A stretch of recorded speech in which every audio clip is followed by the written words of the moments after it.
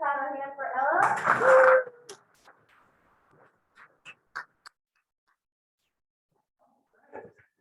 So today we are going to be talking about how campaigns can communicate their message to people through campaign ads.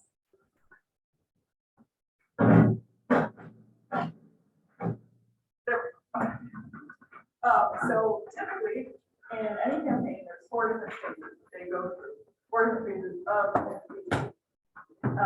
So the first phase of this is the biographical phase. This is where the candidate is introducing themselves to the people and sort of establishing some common ground and just see who they are.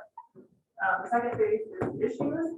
The candidate will talk about their policy. Then they move into the attack phase where they are attacking the opposing candidates. And finally, they will have a summation phase where they're sort of summing up who they are, how their campaign has gone, their policies, and what you should vote for them. So we're going to look at some examples of different campaign ads today. And starting with, well, going through each of the 4 different phases. We're going to start with name recognition ads, which sort of falls into the introductory category. And these are really important in congressional races. Often just well known, having your name recognized is like the most important aspect in a lot of congressional races. So we have 2 examples here. One is from the Eisenhower campaign in 1952. So let's look at this one.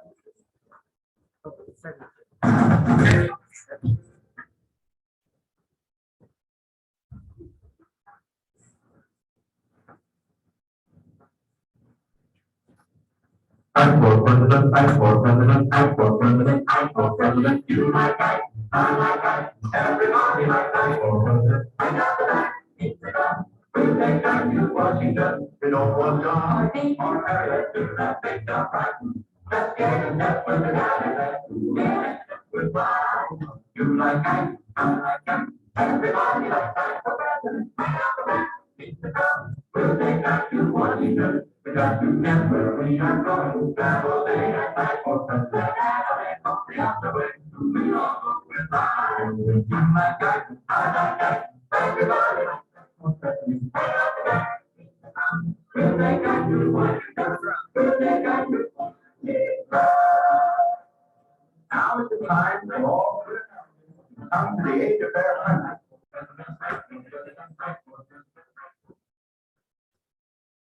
All right, y'all think you would remember his name after Lecture Nov? Yeah, it's pretty good. They put it to a tune and everything. Every knew his name. In terms of name recognition, I think that was really catchy. It would sit in your mind, you would recognize that candidate. So here's another example from a more recent campaign. And this one was a governor. So, Jimmy McMillan.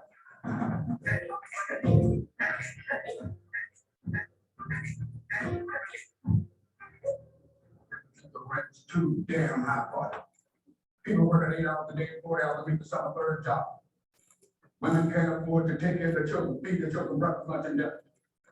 My main job is to provide a roof over your head, food on the table, and money in your pocket. This is politics as usual. Playing the silly game. It's not going to happen. The rent through them, I move with the people I'm here to represent can't afford to pay their rent. They're being laid off right now as I speak. They can't even breakfast, lunch, or dinner. Listen, someone's stomach, your child's stomach just growled. Did you hear it? You gotta listen like me. Okay. Let's talk about the issue. Mr. 30 seconds for you, sir. Rick.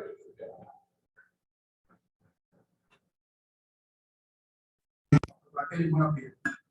Because our children can't afford to live anywhere. Nowhere. There's no way to go. Once again, why? You said the rent is too damn high. Mr. Cuomo. First of all, Jimmy, the rent is too damn high. Rent too damn high for you want to marry, shoot, I'll marry. All right,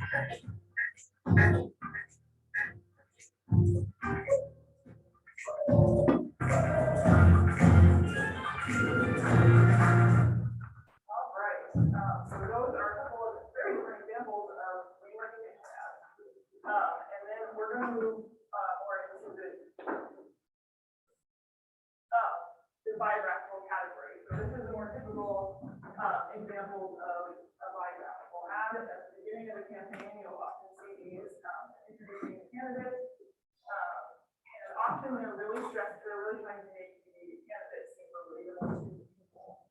And so a lot of this will be trying to establish common ground and make them seem like, yeah, someone you can identify with, and you might want to vote for it that way. So here we have an example from the Clinton campaign in 1992.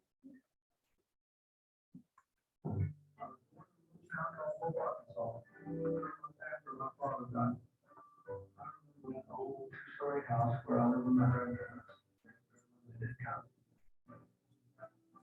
in 1963 that I went to Washington and met President Kennedy for the Wars Nation program. And I remember just what an incredible country this was. I had nobody that would be given the opportunity to be the president. That's when I said I could really do public service because I care so much about people. I worked my way through law school, part-time job, anything I could find. After I graduated, I really didn't care about making a lot of money. I just wanted to go home and hard in education and healthcare, jobs, and make real progress. Now, it's celebrating the neat things. Change all our people's lives for the better. Bring hope back to the American dream.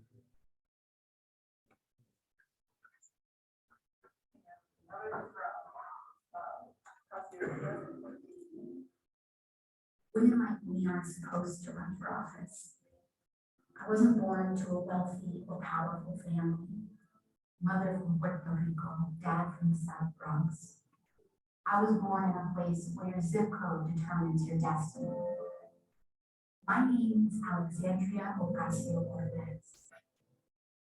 I'm an educator, an organizer, a working class New Yorker. I've worked with expectant mothers, I've waited tables and led classrooms. And going into politics wasn't in the plan. But after 20 years of the same representation, we have to ask, who has New York been changing for? Every day gets harder for working families like mine to get by. The rent gets higher, healthcare covers less, and our income stays the same.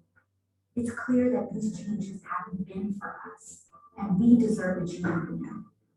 It's time to fight for a New York that working families can afford. That's why I'm running for Congress. This race is about people versus money. We've got people, they've got money. It's time we acknowledge that not all Democrats are the same. A Democrat who takes corporate money, profits off foreclosure, doesn't live here, doesn't send his kids to our schools, doesn't drink our water or breathe our air, cannot possibly represent us. Lots of these means Medicare for all, tuition-free public college, a federal jobs guarantee, and criminal justice reform. We can do it now. It doesn't take 100 years to do this. It takes political courage.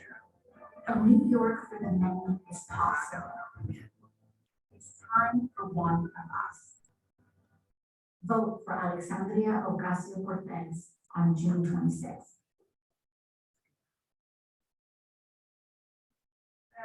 As you can see, both of these ads are really trying to make these candidates seem relatable. They are really stressing how they're like normal people, just like you and me. And a lot of times this is really effective because people are often inclined to vote for those that they feel are similar to them in some way.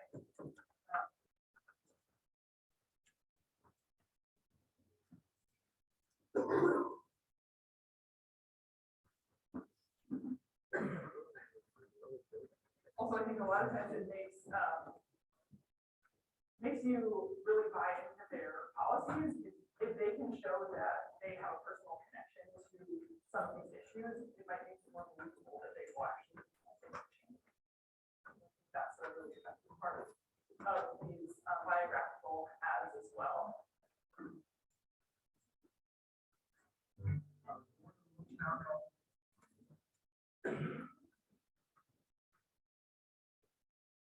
Okay.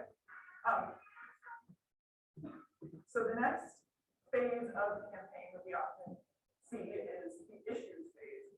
So campaigns will put forward ads that talk about different issues that are important in current political climate, often determined by polls, what people really care about, and the candidates will talk about their stance on these issues, what policies they are intending to put forward to change these issues, make things better a lot of the time. So we have one example from Reagan in 1984.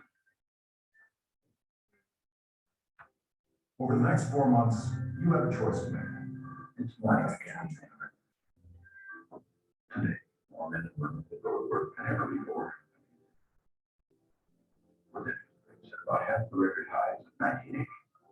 Nearly 2,000 families today will buy new homes, more than at any time in the past 4 years. 6,500 young men and women will be married. And with inflation at less than half of what it was just 4 years ago, they can look forward with confidence to the future. It's morning again in America. And under the leadership of President Reagan, our country is prouder and stronger and better. Why would we ever want to return to where we were less than 4 short years ago?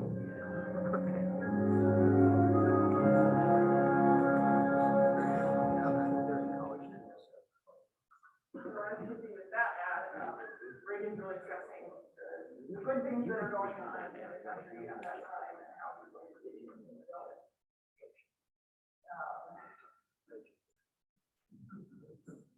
So within the issues phase, we have 2 different categories in it here. Those are recitation and contrast. So the Reagan example was more of a recitation. He's saying these things that are already happening are really good, and this is why and how I'm going to keep them going on this positive trajectory. And then this example from Obama campaign in 2012 is more of a contrast. Over the next 4 months, you have a choice to make. Not just between 2 political parties, or even 2 people. It's a choice between 2 very different plans for our country. Governor Romney's plan would cut taxes for the folks at the very top, roll back regulations on big banks, and he says that if we do, our economy will grow and everyone will benefit. But you know what? We tried that top-down approach. It's what caused the mess in the first place. I believe the only way to create an economy built to last is to strengthen the middle class, asking the wealthy to pay a little more so we can pay down our debt in a balanced way, and so we can afford to invest in education, manufacturing, and homegrown American energy for good middle-class jobs. Sometimes politics can seem very small, but the choice you face could be bigger. I'm Barack Obama. I approve this message. All right, so we contrast issues as you can see, he really puts forward sort of 2 different options, and then moves on to the rest option. We're going to make policies change. So it sort of sets out the opposing side and then sets what he's going to do in contrast to that.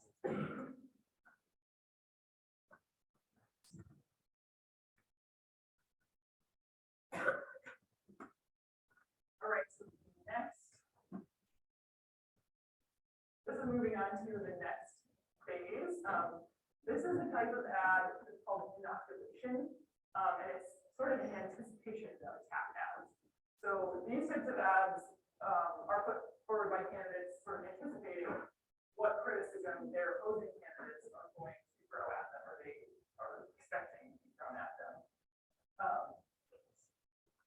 And they'll sort of dispel those worries ahead of time in hopes that people won't establish those negative views of them in the attack ad phase. Sally. I feel like Sally hates apple pie. No, Sally will destroy Social Security. David, that's totally wrong. My commitment is to protect Social Security and Medicare. Martha McSally wants to end student loan. Wrong again. I got it. Well, Martha McSally's war on women. Are you kidding me? This is why people are fed up with politics. The lies keep growing, but the jobs don't. I'm Martha McSally, and I approve this message because it's time for a change. McSally is not coming. Watch it. Right, and Raphael Warnock, 2020. Raphael Warnock eats pizza with a fork and knife. Raphael Warnock once stepped on a crack in the sidewalk. Raphael Warnock even hates puppies. Get ready, Georgia. The negative ads are coming. Kelly Leffler doesn't want to talk about why she's been getting rid of healthcare in the middle of a pandemic. So she's going to try and scare you with lies about me. I'm Raphael Warnock, and I approve this message because I'm staying focused on what Washington could do for you. And by the way, I love puppies. So with these ads, we often use a little bit humor as well, and they are trying to make the candidate seem very positive, portray them in a positive light. As both of these examples included puppies, something that lots of people want, of course. And so they're really anticipating and trying to sort of divert negative opinions of them at the time that they are coming with the attack ad phase. Raphael Warnock eats pizza with a fork. I feel like Sally.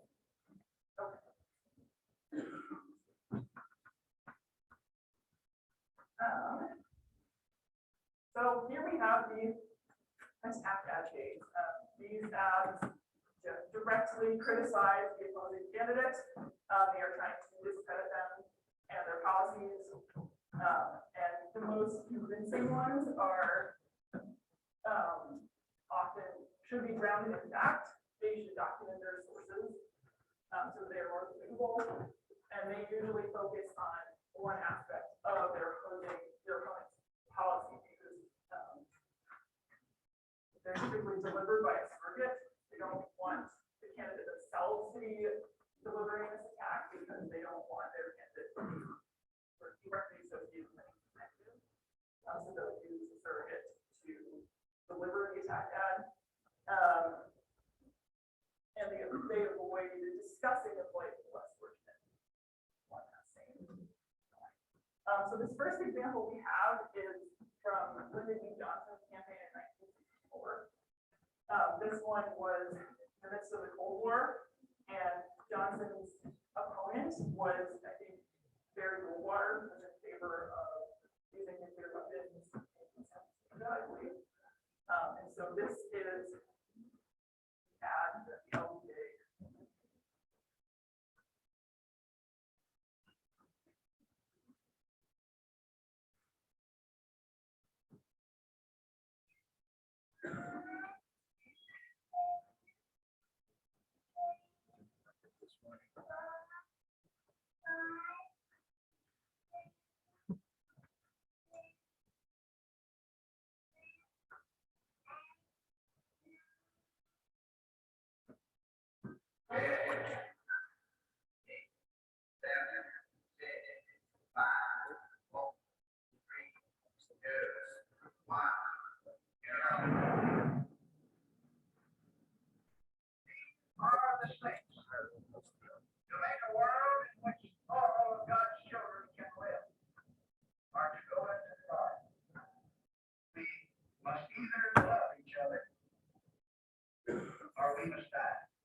Vote for President Johnson on November 3rd.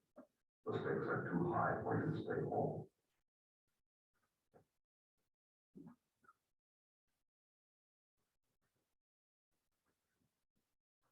Was only aired one time. So this ad was only aired once. I think it was very early. I think this sort of helps the act as come to prominence in political campaigns because of sort of emotional response.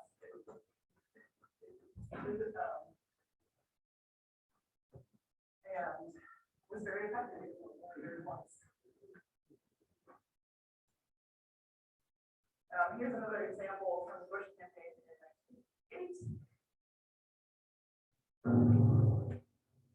As Governor Michael Dukakis vetoed mandatory sentences for drug dealers, he vetoed the death penalty. His revolving door prison policy gave weekend furloughs to first-degree murderers not eligible for parole. While out, many commit other crimes like kidnapping and rape, and many are still at large. Now, Michael Dukakis says he wants to do for America what he's done for Massachusetts. America can't afford that risk. So, yeah, most of these ads are doing a very serious issues, and they're both portraying their opponent in a very negative light in terms of some of these scary, violent situations. And you can see in the Bush ad, he's citing some examples of his opponent's policies from previous related issues on a smaller scale.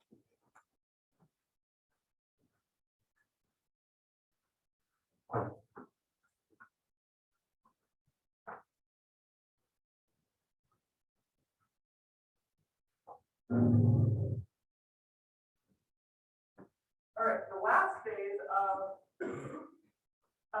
campaign communication is typically the summation ad. So these are used to usually to bring back the good feelings of the candidate's campaign and some of their positions on important issues. Our first example here is from the Trump campaign in 2020. This one does not follow the typical format. While American cities burn, Joe Biden and Kamala Harris fan the flames, refusing to strongly condemn violence, supporting bail funds that help with rioters, looters, and dangerous criminals out of jail. Joe Biden's silence speaks loudly. He doesn't have a facts. And Joe Biden's America will all be in danger. President Trump will keep America safe. If you support the police, support Donald Trump. I'm Donald J. Trump, and I approve this message.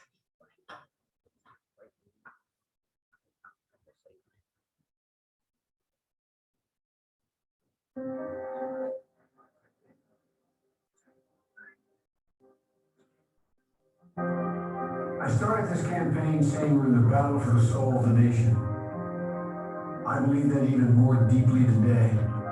Who we are, what we stand for, and maybe most importantly, who we are going to be is all at stake. Characters on the ballot, the character of the country. And this is our opportunity to leave the dark, angry politics of the past 4 years behind us, to choose hope over fear, unity over division, science over fiction. I believe it's time to unite the country, to come together as a nation, but I can't do it without you, so I'm asking for your vote. We need to remember, this is the United States of America, and there's never been anything we've been unable to do when we've done it together. I'm Joe Biden, and I approve this message. So Biden's ad is a more typical format for a summation ad. He's sort of summarizing some of the different issues and ending on a really positive note of hope and how he plans to change things for the better. The example from Trump's ad is almost used as another attack ad, but there's a lot of this one in the opponent's and how they are affecting things in a negative way before coming back to how people are better.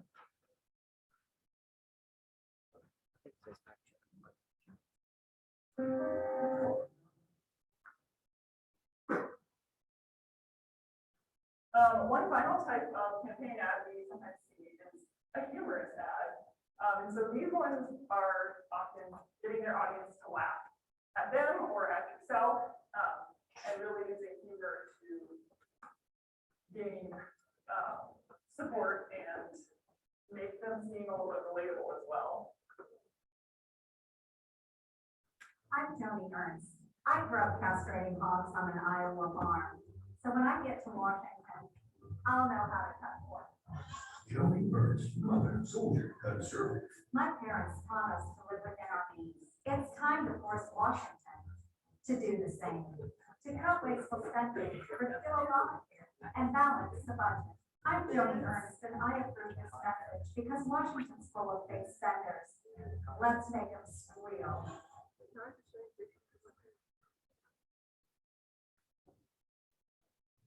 We've got room to put 2,700 people in our jail. It costs us about $103 a day. Gerald really doesn't have any hobby. Last year's tax rate was 0.4169. This year, take that down to 3,838. So is he always like that? Yeah, all the time. Would be 3,838, probably somewhere between 3,838, 4,169. Most people, they don't work in the office. We got 3 light rail. You can put 60 people on each car. So even if you add 2 cars, you're talking about maybe 300 people that are affected. There are a million people in this community. I mean, that is 0.01 to the 8th power. If you round it off, it's 0. All he wants to do is fix things. So I got this 18-wheeler that's part of this neighborhood, it's used all over the place, but quite frankly, it's not code violation. You know, I think I like to cover around the house. Please reelect Gerald. Please. So with these ads, they're really making the candidate seem relatable, like, you know, one of the people, and also funny and easy to refer to. Because that's word and.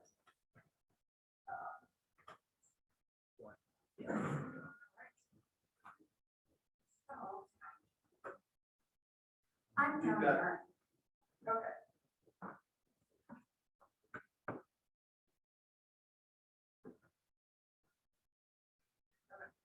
So what are some ways that campaign ads reach people? Well, television is a big one. So more than 75% of Americans get at least some of their news from TV. A lot of this might be more of the older population. But again, this is part of the voter base. So these are really important TV ads. We have some different options within TV. They would often have broadcast TV ads.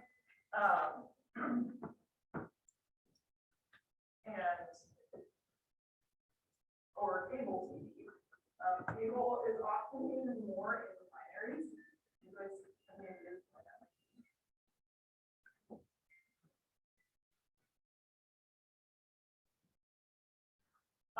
so with cable TV, often with primary elections, the candidate just wants their message to reach their own political party. So they can pay for their ads to be aired on a station that is used by their party, and that's what we work out. So that's often very useful in primaries, whereas broadcast television is widely broadcast to a super diverse audience. It's very useful for conveying image-related information to a mass audience. We don't really have any control with broadcast TV about who might be seeing message. Yeah, it's outside. Some problems with doing ads up on TV are media markets and costs. So I think that the candidates have to pay for their ads to be aired.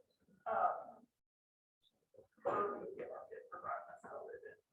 And in some states, I think here in Oklahoma, there's 2 or 3 media markets. Not too bad. I'm from North Carolina, and there's, I think, 10 different media markets across the state of North Carolina. And those are all the different areas where there's different, like, broadcast television stations. So if a candidate wanted to reach everybody in North Carolina, they would have to pay for their ads to be on 10 different media market stations. So that would increase costs a lot for them. It's also really hard to target specific audiences with television ads. So you can do that a little bit, as I said, with cable TV. If you are only trying to reach one political party, often that you can get a little bit of targeting with that, but a lot of times campaigns also want to target specific demographics, more specific populations of people, especially with general elections. And so that's what we're doing with television.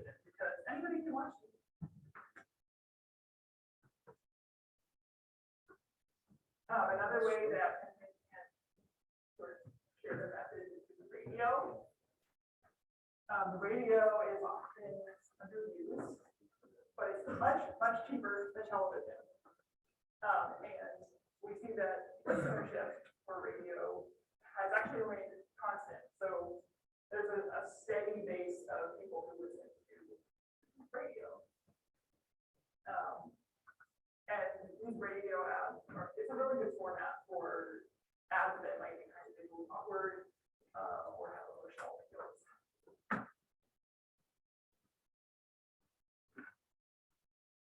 We also have the printed word, another way that campaigns reach their people with their message. This is in newspapers, direct mail. I'm sure many of us or our parents have received lots of campaign mail. Campaign literature, and we also have the websites. So that's part of the printed word. And a lot of candidates will establish their own website and write out what their policies are, who they are on their website. That's a resource that people can visit if they're curious about it.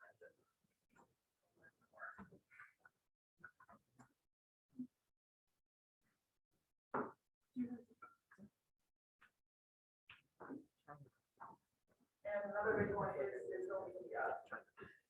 So this is through social media. One the younger voter base probably sees the ads through social media. YouTube. Better watch out for that. Yeah. There's crazy people out there. And also telephone calls and texts. I know that lots of us have been receiving calls and texts from political campaigns around this time of year. So this is a way they reach a lot of people, and it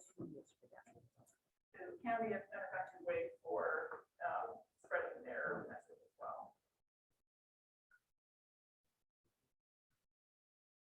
Another way that political campaigns can attention is through free media. So this can be at events, which can be staged or spontaneous. I think an example of a spontaneous event would be like something that happens in the community and the candidate shows up at the event and talks and gets filmed talking at this event that they had planned. So then they in effect get this free screen time without having to pay for their ad or plan an event themselves. So this can be a really good tactic for campaign. And then we also have debates. A lot of times there are debates. However, debates can be difficult to get incumbents to fight. And debate rules vary by state widely. So some states restrict and have a lot of regulations on how and when debates take place. And for example, Jimmy McMillan, right, the one that you watched initially with name recognition, he would not normally get on a debate stage, except that in New York, the law is every candidate for statewide office must participate in debates. In Oklahoma, do we have that rule? No. That law, no. Yeah. All right. Time for a poll. So we're going to take a poll. What is your favorite type or category of campaign ad? So to review, we have name recognition and biographical ads. So these ones are sort of introducing the candidate, making them known, sort of summarizing who they are and making them seem relatable people. We have issues and summation ads. These are the candidates presenting their policies on important issues and summing up their campaign. Then we have fear ads. Some examples are attack ads where they're really putting their opponents in a negative light and making people feel afraid of what might happen if they don't vote for any. And then we have the inoculation and humor ads. Those are more funny ones that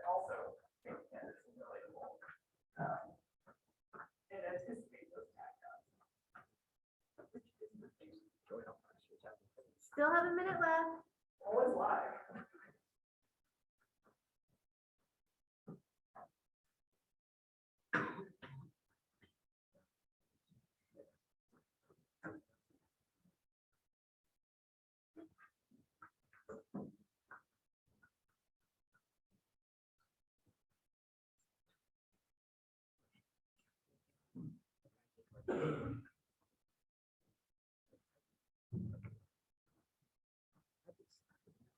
All right.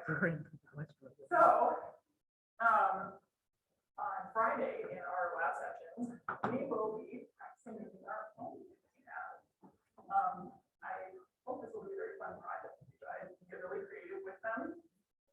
This video is going to give us a little bit of an idea of some things to be discussed as you're creating your own campaign ad video. Hi, my name is Christopher Marte. I'm New York State Director. I represent the 65th Assembly District in the state committee. The last presidential election has taught us a lot. The power of political branding, using targeting tactics for persuasive content, and that there are many ways to galvanize voters in the digital age. If there's one thing that we can all walk away with, other than the notion that anything is possible, it's that video content is essential for running a successful campaign. Not all budgets are created equal, but believe it or not, you probably already have the tools that you need to create your next campaign video. Your smartphone. Every political campaign follows the same formula. First, you need a script, something that helps tell us a story, explain a position, or separates you from your opponent. Once you've written your script, consider using a Fiverr voiceover artist.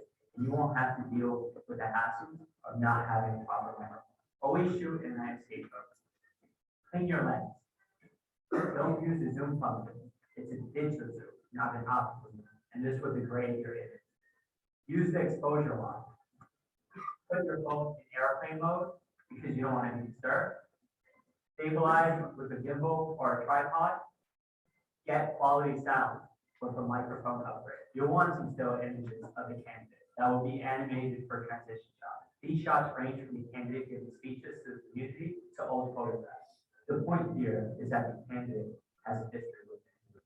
Third, you'll want B-roll. Dynamic and engaging B-roll can take any video from amateur to professional. So make sure you get a lot of diverse footage, both outdoors and indoor locations. Anything that reminds the viewer that the candidate knows and loves it. And last but not least, you'll want to include a dialogue shot of the candidate talking to a voter. There are 3 critical shots needed here. First, get a wide shot of the candidate talking to the voter. Second, get a shot of the candidate from over the voter's shoulder. And 3, get a shot of the voter from over the candidate's shoulder. Keep these things in mind once the camera throws. Location. Always make sure to shoot during the day and always in landscape mode. Lighting. Use a bright light, like the LED light. Editing, special effects. Simple software like iMovie usually does the trick. But for more advanced special effects, check out Fiverr's video category. Music. There are plenty of stock music sites to choose from. For a more original piece, there are thousands of talented composers, producers, and musicians to choose from on Fiverr. Remember, the most important thing is video quality. Always take more shots than are needed. And if you're looking to elevate your campaign branding, speech writing, or social media marketing, Fiverr is a great place to start. All right, so this video gives us some really good ideas about a few different simple aspects of what makes a good campaign video, campaign ad. So you guys will be experimenting with this on Friday. I think it should be really fun. Some of the things that you list are like taking video clips, outdoor and indoor footage. You can use still images, you can overlay music on there. And yeah, I think they're really effective. I have the best campaign ad out of everybody in here. It's not true, Eric. I've seen much better. Do what? All right. And so if you need more inspiration, there's a ton of examples on YouTube. You guys can brainstorm with each other, watch different videos to get ideas for how it's shot.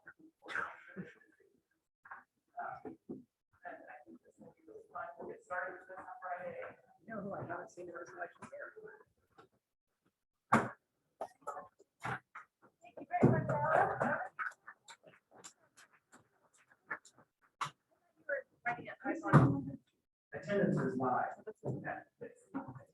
live.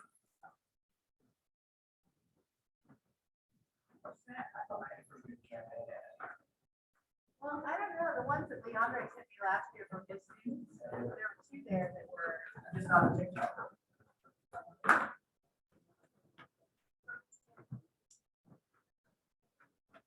okay, you guys, here's one to see you out on. This is not one from students, so I have some really great ones from last year that were, you know, like I said, built in one class. You can do that too.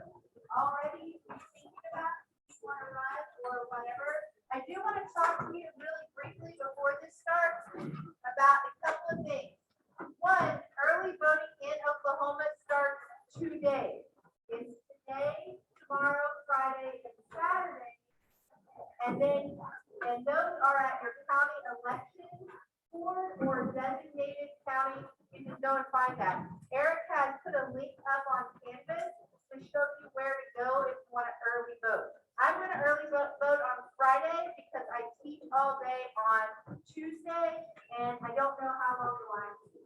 So that's something to remember and something you can do. Seems like there's one more thing I was going to say, but I don't know what it was. So Boomer.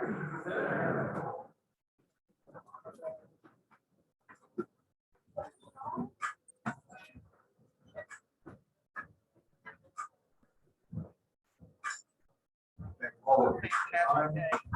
Yes.